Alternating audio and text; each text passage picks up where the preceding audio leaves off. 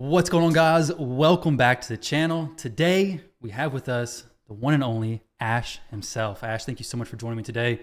Very much appreciated. Yo, Tyraku, it's great to be here, man. I'm an avid viewer, so it's a pleasure to finally collab with you, bro. Well, I appreciate it. And I'd say if you haven't already subscribed to Ash, go subscribe to him. But I got a feeling hopefully every single person watching right now has subscribed to Ash a long time ago. And if you haven't, go give him a sub. Because we're going to do a video over on his channel as well, and you definitely want to check that out. But today, we're going to talk about our 10 MVPs. Now, this is going to be champions who, if they were taken from us, it's going to make a pretty big difference on our account, or champions who we just use a ton in different areas, like multiple areas. One champion who brings a ton of value, or the MVP. So, Ash, since you're the guest here, I'll let you go ahead and kick it off. Thank you, man. I want to give an honorable mention before look at me. I'm first time on your channel. I'm already making rules here. I want to give an honorable mention to Acrizia, who I have, and I use in Spider and Hydra. But I don't know. I feel like that's an obvious, kind of a given, right? So I'm not gonna list her in my list, but that would be like probably the biggest impact in terms of making things a little bit more challenging for me. So I'm gonna start with actually walking Tomb Dreng, who I love, dude. I think this guy is criminally underrated. I didn't fuse him. He was a fusion or a fragment summon. I think a fusion back in the day. I didn't fuse him, and then I pulled him after the fact. I'm not sure if you've ever had this happen to you, where you like pull a fusion that you didn't go for, and you're like, okay, is this guy any good? And I honestly didn't think I would be using him. Like, I have Ignatius for unresistible HP burns. I have plenty of burners, you know. So I didn't think I'd be using him much. And now he's like my hard carry for Sand Devil 25, duoing it with Godseeker and Eerie. He's able to do it because, and it's really nice, he doesn't need accuracy to place his burn, nor does he need accuracy to instantly activate his burn on his A1, which is amazing, right? So I use him there, and I also use him as like my main DPS, and usually like the last man standing on Ice Golem Hard 10 too. So he's a beast. I was so pleasantly surprised by him, and you add all that with like one of the better heals inside the entire game on his A3. It's almost like they just added like, hey, let's just add like an almost complete AoE heal too to an amazing kit. So I love walking Tomb Dreng, and I use them, you know, in quite a few areas. Oh yeah, that's awesome. You're talking about pulling a champion after you fuse them. I actually had that happen literally my last void pull. Emic Trunkheart. Well, then I pulled him from a void shard, and it feels so bad. Well, I did fuse him though. Fortunately, I guess I fused him, and then got a dupe of him. You want to trade, bro? Yeah, I did not fuse him, man. I was traveling, and I missed on that fusion, and I regret it, man. He looks super cool. He is. I missed Pytheon because of traveling, which was a pretty big one. Dreng I actually missed, and then the recent summon rush or something they had to get his fragments, I did go ahead and finish him off. But mine's not built yet, so I may actually have to go ahead and build him out eventually. Use him, man. I mean, like, I don't know who you're running on, again, Sand Devil 25 or Ice Golem 10, but those are the areas where he absolutely shines. You can run him in other areas like Faction Wars as well, speed up your team maybe, you know? Night Res, I can definitely use it over there. I may build him for Sand Devil. But either way, my first pick, you had an honorable mention with Acrizia. I'm not even going to have this champion as an honorable mention. He used to be a fusion a long time ago. Unfortunately, I was not playing much when he was a fusion. But that's going to be Rotos. Rotos, the Lost Groom. So he is... I don't use him I do use him in a few different teams, but I think I use him like on Griffin, a few different areas, just because I kind of just want to speed up the run a little bit. But Rotos is like a carry for me in the arena, specifically Fully Awakened. His A1 ability hits hard. His A2 steals HP, gives him more HP, makes him hit harder, gives him block revive on the A3. His A3 smacks incredibly hard. He's soloed arena teams that he has no business soloing whatsoever. Like UDK, I think UDK, Taras, and multiple others. But the 6-star Awakening with the Ward of the Fallen, it is nuts. You have a Rotos, right? Yeah, I do, and he's an absolute beast. I don't run him outside of the arena right now, but maybe I should. Like you run him like ally attack teams like Griffin and whatnot. Well, on my Griffin team, I have a. It's mostly, I believe, Ninja doing some solo stuff, but Rotos survives so long on the Griffin that he's able to actually put out a decent amount of damage where most everybody else just dies.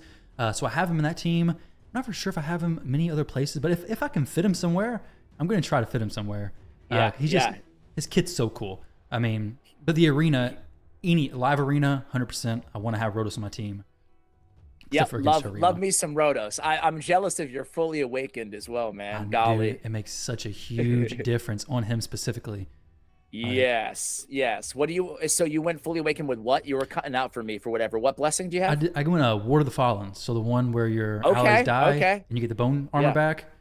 It makes him. I mean, killing him is hard enough as it is because you can't take more than 50% of his HP, and then you have the yep. bone armor just coming back when your allies die. That's what allows him to solo stuff so well. I think he's one champion who, with a blessing, makes him significantly better. Some champions, I don't think it makes a huge difference, but with him specific, it's not. Well, he's amazing as it is, and then he's night and day. So much better. That's beast mode, man. My next champion is one of my only fully awakened. I guess I have a few, but not a ton. You know. Okay. It's Seer. So you say that it doesn't make a big difference on a lot of champions, and yeah, sure, I agree. But Seer's definitely one of them that it makes a massive impact. I don't run poison combust teams. I did for a while, but I don't know what it was. I just reverted back to Seer teams, just using like a Kymar and Yameka or whatever, like to reset her cooldown, a Karma burn. I love Seer. I think she's just amazing. She even wrecks in the arena, which is awesome. As I mentioned, I have her 6-star awakened. I had her on my 2x wish list for so long, and finally got the 6-star. And I'm like, what? I was so excited. That's awesome. So I have Crushing Rend 6-star, and I just cannot tell you, every hit ignores a percentage of the target's defense, 1% defense for every 10 levels.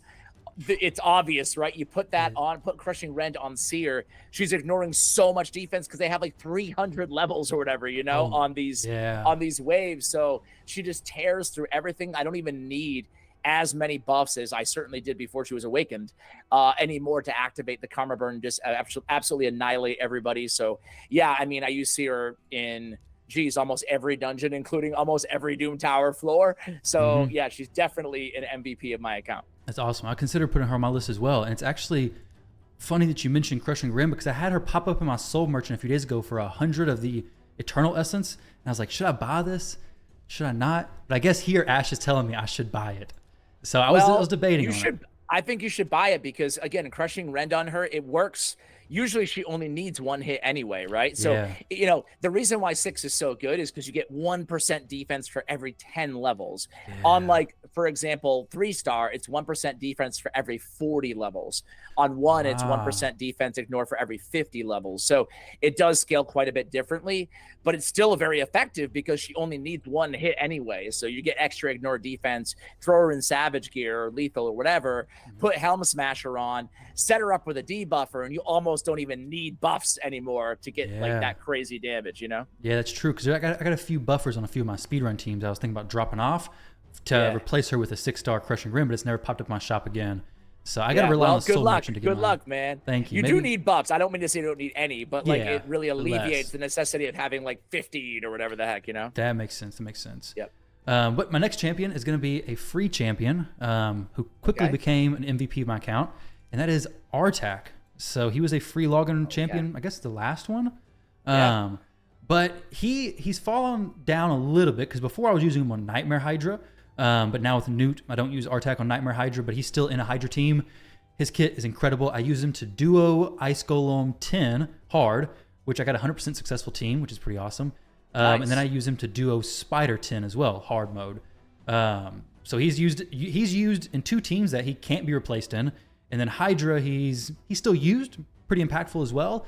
But having the HP burn placed AoE and then activating it and being so tanky, he is an awesome, awesome champion. I'm super happy. It's a good call out.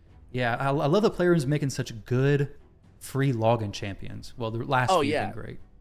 Yeah, man. I mean, I give, and I'm sure you do too, but like, I give Plarium plenty of grief. But one area they've nailed is the UDKs, the Sun Wukongs, the Artaks, the freebie, the Rondas, you know? Like, that's massive for new accounts. It's almost like a catch-up mechanic in a way, right? Because if you gave one of those champions to us, like starting out back in the day, I mean, it's insane the amount of impact it can have on your account for progression. Oh, for sure. Because especially in endgame. Yeah, 100%. Especially like Spider. I remember when I was coming up, Spider was like one of the most difficult areas because there was just no HP burn champions. But now you have like so many options. Then you have a free option, which I mean, it's not free now. So if you're watching this video and you're just now starting playing, hopefully you pull him. Oops. But yeah, it's right? not as bad as Ninja though. So I mean, Ninja was No. I almost put Ninja on the list. I'm like, nope, not going to mention him. Not going to mention him. Nope, can't do that. You mentioned Ninja, everybody gets upset. Let's get the thumbs downs on the video. Oh, yeah. So, cool, man. I got next. I got another former fusion next, and it's actually Helicath, man. I'm a big Helicath fan. I use that strategy of Helicath and like a Geo and Venom Mage and Vogoth for Nether Spider. I use Helicath in Iron Twins. I use Helicath on my unkillable team in Clan Boss. And I also use Helicath extensively in the arena, in live arena. So he's probably my most used champion just in terms of the amount of areas I use him inside the entire game. I guess after Seer, maybe. I love Helicath. I built him to be like an uber nuker because of that, that block damage with the synergy on the A1 where he's counterattacking, just popping him off inside the arena. He's a good guitarist counter with the block damage too. So, and that big shield. I'm a massive fan. Who isn't? I'm a massive fan of Helicath, and yeah, he's instrumental. He might be, because like even if I lost Seer in my account, I could make a poison combust team or something, But without Helicath, I'd be lost. I'd be lost. I had to go back to like a Bat Eater or something, and find a replacement strategy on all the areas I use him. So yeah, he's definitely on my list. Awesome. How fast is he in your Clan Boss team? Like, great question. Let me pull him up right now. One I've seen a lot is like 281. The tune that I've seen. He is 233. 233. Okay, sweet. That's actually pretty close to mine. I have mine built in Savage as well. He hits so hard in the arena. That's pretty cool that you have him that speed. Yeah, I have 233 speed, 60, 700 defense, and then 100, 300, both exact numbers on crit rate, crit damage. So that's I have him mainly, I guess, optimized for the arena, Yeah, but he's working in Clan Boss. That's awesome. That is amazing. Yes. I told you I had mine built, but I actually don't. I took all of his gear off and he's naked. So, oh no! So put some gear on Helicath, man. Show my boy some love. I need to. He was doing so good for me in live arena. Like, it's so satisfying, especially against Taras teams when you put block damage and they can't do nothing. It feels so good. Yeah, Helicath is amazing. It really does. He's probably one of the more banned champions now, actually, because of that. 100%. Or they pick Mithrala and then he just gets petrified. Kind of feels bad too. Yep. But all right, so my next champion is going to be once again another free, or not take it back. It wasn't a free champion. I thought it was, but it was a fusion champion, Newt. So Newt, I wasn't trying to include fusion and free champions necessarily. Me neither, by the way. Yeah. But this dude's just so good. And well, Helicath fusion champion, Newt. I'm realizing more and more that I actually have another fusion champion coming up on the list. But I'm like, they're putting out some better fusions than I'm thinking. I see a bad fusion come up, and I'm like, oh, they're putting out bad fusions all the time. But we have Newt, we have Helicath, another one later on. It's awesome. So Newt. Yeah, Emic was really good. Even though I don't have him, he was really good. So yeah, dude, I agree with you. It's like they're power creeping off of all the fusion and fragment summons and free champions, That is very true, yeah. But Newt, I use him in Hydra. My personal best was actually set a few days ago with him in Hydra. What is your builds for him in Hydra? Are you running like Relentless or something, or Savage, or what? How do you? I wish I had more Newts because my Hydra one isn't optimized for Hydra because I'm using him in Sand Devils, Shogun, Fire Knight, and Dark Fae. So it's like, okay, those areas I need him in Savage gear ideally. Oh my God, you're using this dude everywhere. I know, man. I love it. I want more of him. I need like 2 or 3 copies of him. Right. But I need to use my Newt more, honestly. I need to, after listening to you, Yeah, I got a Sand Devils team that's like 30 seconds, pretty fast. I think you have the champions for it, but I'm like, it's working nice. Wow. I slum it with my Walking Tomb Dreng and Godseeker. It probably takes like 2 or 3 minutes, per run. Yeah, I was doing something similar with Ninja and Godseeker on 24, but Newt speed that up quite a bit. But right now I have him in Savage and Perception, which, like I said, it's for those other areas of the game. He's 249 speed. So it's not doing as much as he could do for Hydra. With Relentless, I think probably be the way to go. I don't know what you think. Would you agree? Relentless? I would agree. I don't use him in Hydra, but Harrier, aka USMC, in my clan, dude, he pulls up some insanely sick numbers. He always be the only guy in my clan that beats me in Hydra Nightmare, and he runs Newt on his team in Relentless. Let me actually pull it up right. Yeah, so like, dude, he pulled 477 million this on on Nightmare. So I'm like, man, Wow. maybe I ought to use my Newt a little bit more. That is, how much damage does the Newt do in the team? The Newt did 98 million. Dang. Yeah. That is crazy. See, Yeah. mine was 176 million total, and then Newt did 53 million. If he was in That's Relentless, still, yeah, it's still a lot. But if he was in Relentless, I think he'd be doing a lot more. But it's like, okay, switching to Relentless and break all the other teams, or keeping all the other teams. I know. So. It's not worth it. It's not worth it. I think the same thing about I use Trunda in like earlier difficulties because she's insane in Hydra. But I have that same process of like, do I want to put Trunda in Relentless just for Hydra? Nah, you can already one key it. So what's the point, you know? Exactly.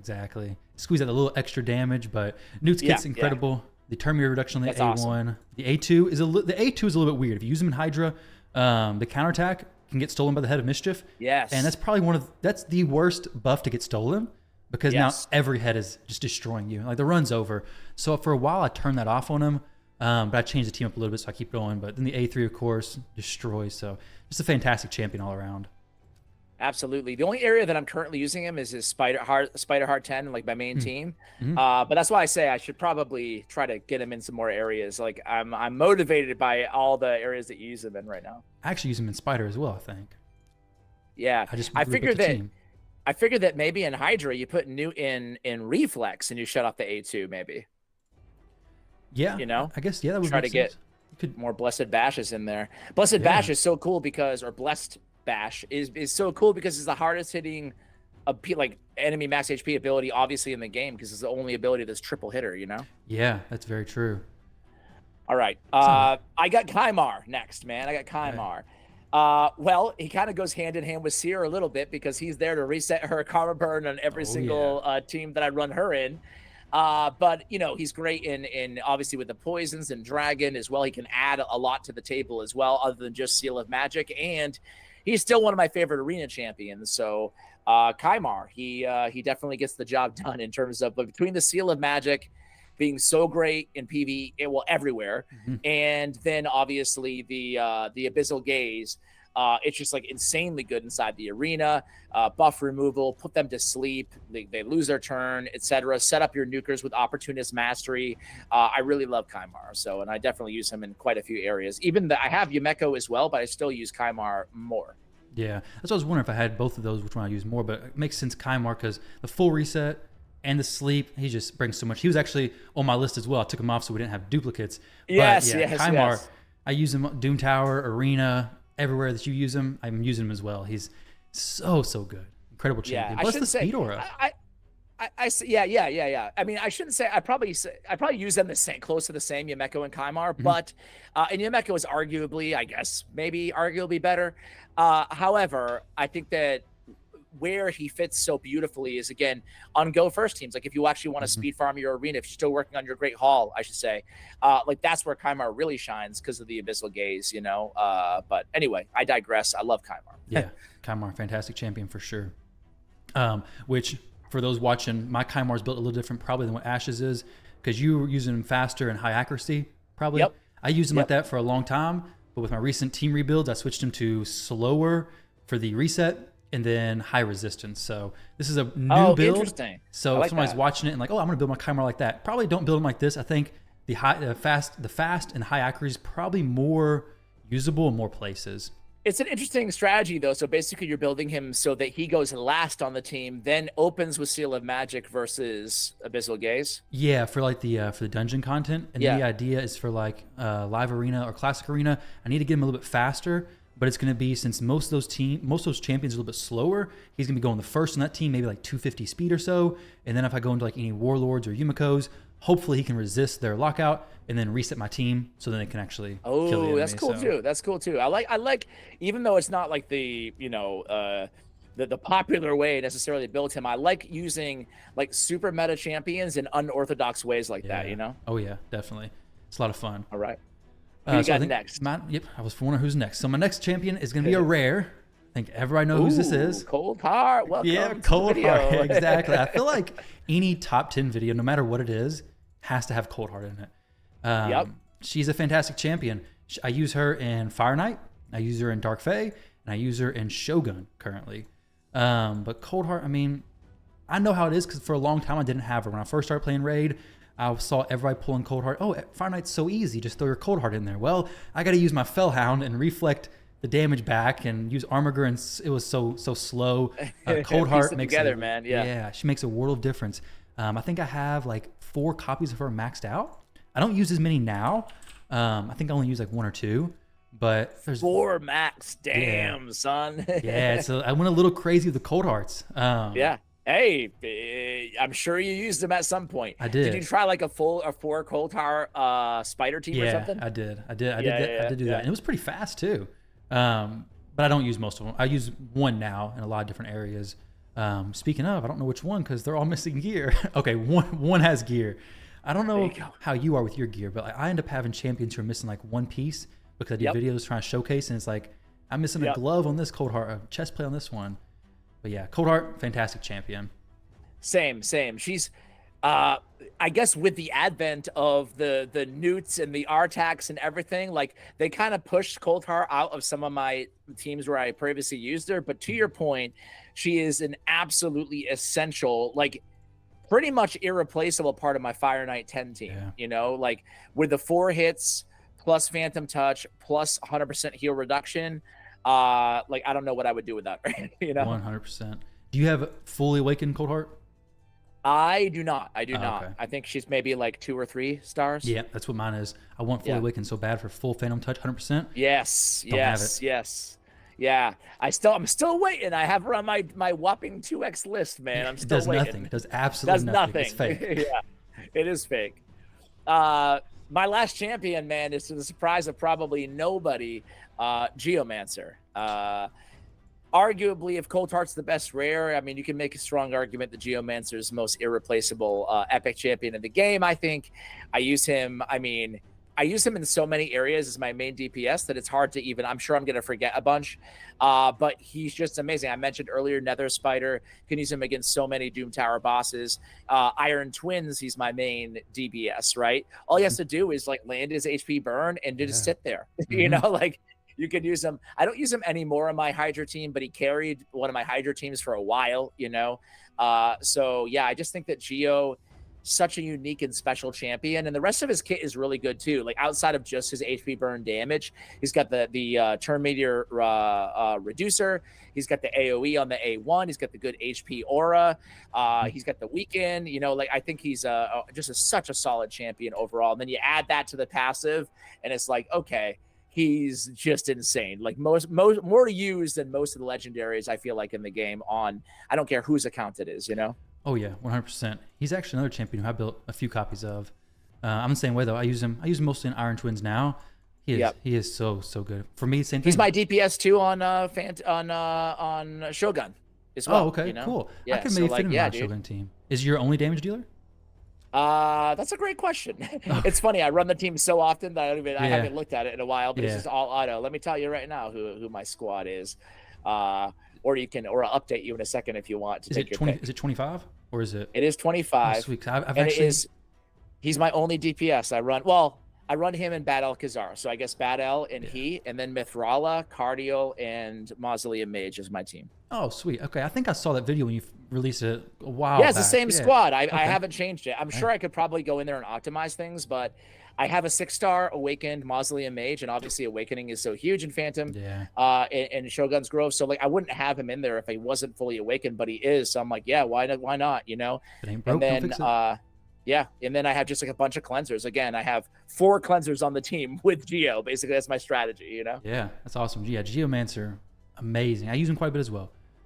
Awesome, man. So I think this is gonna be the last one. You may have one after this. Who's your last choice? My very last champion is gonna be Nishack. So Nishack Verminlord is actually another fusion. Once again, not intentional, but this is just everybody loves Nishack, man. He was the Christmas fusion, right? Yeah, Christmas. I think so. Yeah, last year. He's amazing. Now the reason why he's on the MVP list, though, I don't use him a ton all the time, but he's in 2 areas that he's really key for. One of them is Bommel. So the team that YST made popular, I guess, started a long time ago, the Ally Attack team. I used to use an actual team that like I had to put high gear on, is like Sify, Vizier, some weird stuff, and it took an actual team. I have to use an actual team. Well, like now anymore. it's just like using Nishack, deck him out, and no more team building. It's just throw Nishack in, he does all the stuff by himself. So makes life so easy. Plus, it's not. There's some solo content stuff for Bommel. They take a long time. Some of them do, and they're harder to build than the Nishack, honestly. Like Nishack's build is so simple. But I also use him to duo dragon. Okay. Yeah, I was gonna ask what your other area was. Cool. Yeah. So duo dragon stage 10 hard. With Staltus, who you use with alongside Mithrala, I think. Mithrala. Okay, I was gonna say it must be a support. Yeah, gotcha. Yep. Cool, man. Well, there we go. All right. Well, that was our 10 MVPs. If you're not using those champions, build them up, use them.